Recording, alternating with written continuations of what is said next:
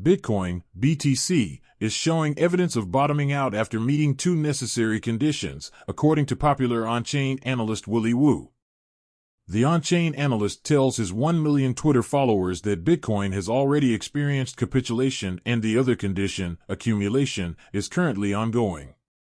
According to Wu, Bitcoin's capitulation event last month after the collapse of the Terra Luna is reminiscent of what occurred when the flagship crypto asset bottomed out in December of 2018. Wu says the accumulation phase Bitcoin underwent in the first half of 2019 could be replicated going forward. Here's where we are right now.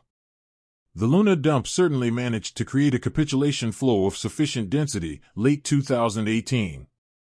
There are early signs price action is cutting up above a strengthening band of density to signify accumulation, H1 of 2019. The on-chain analyst, however, says there are missing elements that were evident when Bitcoin bottomed out in previous cycles.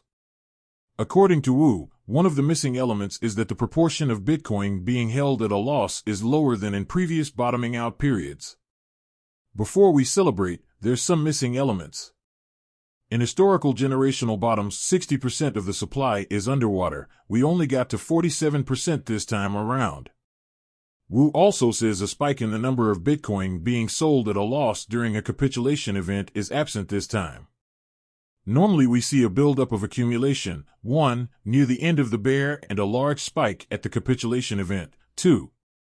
The large spike is so far missing.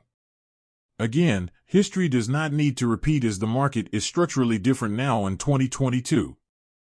The on-chain analyst says the structural differences in the Bitcoin market include the introduction of Bitcoin futures contracts and the entry of new players. We are structurally different due to mature futures markets where coins can be hedged out to USD without actually selling or moving coins on-chain. Institutional custody providers are probably making an impact too.